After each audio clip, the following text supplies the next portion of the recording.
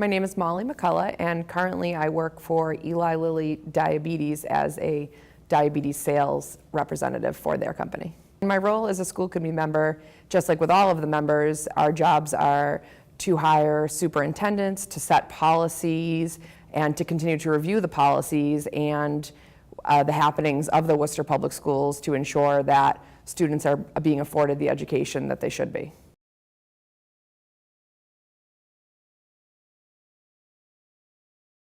The way it works in Worcester is that all school committee members are citywide members, so you represent the entire city.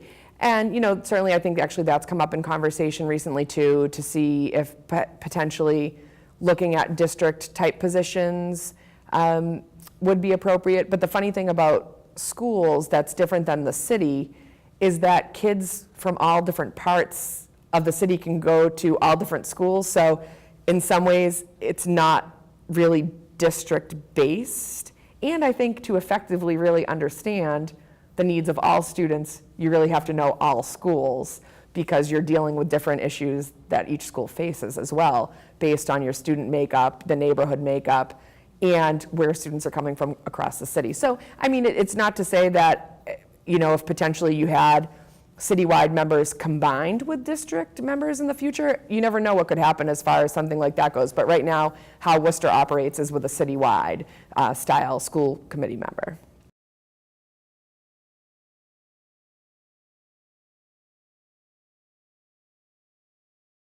I am a lifelong Worcester resident. Both of my parents are lifelong Worcester residents, grandparents, so on and so forth. So, long-standing tradition of being part of Worcester and also involved in Worcester politics. My grandfather was the mayor of Worcester in the 1950s and 60s.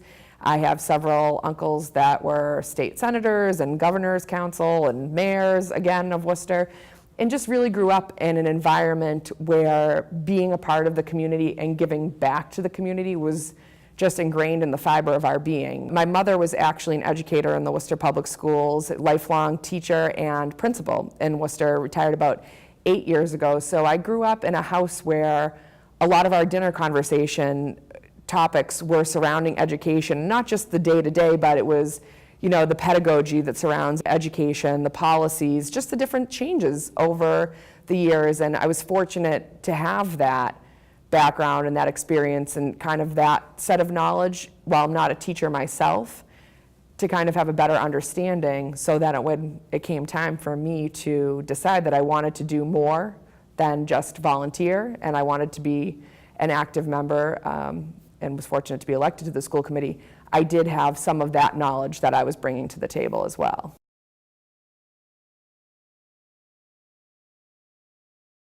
As far as most pressing items, I think number one, and one that's been very prominently put out there lately, is our funding, our issue with funding. And certainly how we're tending to that is continuing to support the fight for the Promise Act to be passed, and to work with our reps and our senators, as well as the other school committee members and community members, really to underscore the importance of getting this additional funding for all of the schools. It's a crisis. We've come to a crisis point with the funding for all of our schools in the state.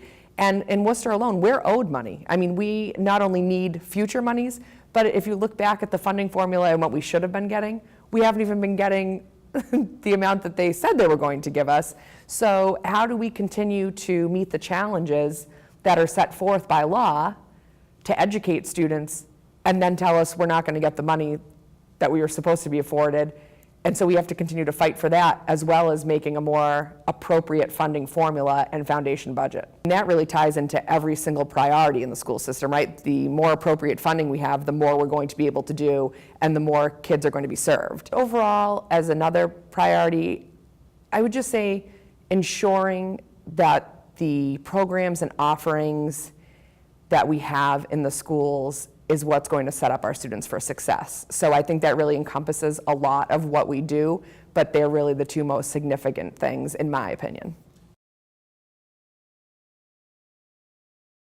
Residents of Worcester can reach me at my email address, which is mcculloughm@worcesterschools.net, or they can also reach me on my social media pages, Molly McCullough for School Committee. I also have a Twitter account, which is MollyOM81 as the handle. And mollyforschools@gmail.com is another way they can get a hold of me. And I'm more than happy to talk to anyone at any time about any of the issues, causes, or concerns they have when it comes to the Worcester Public Schools.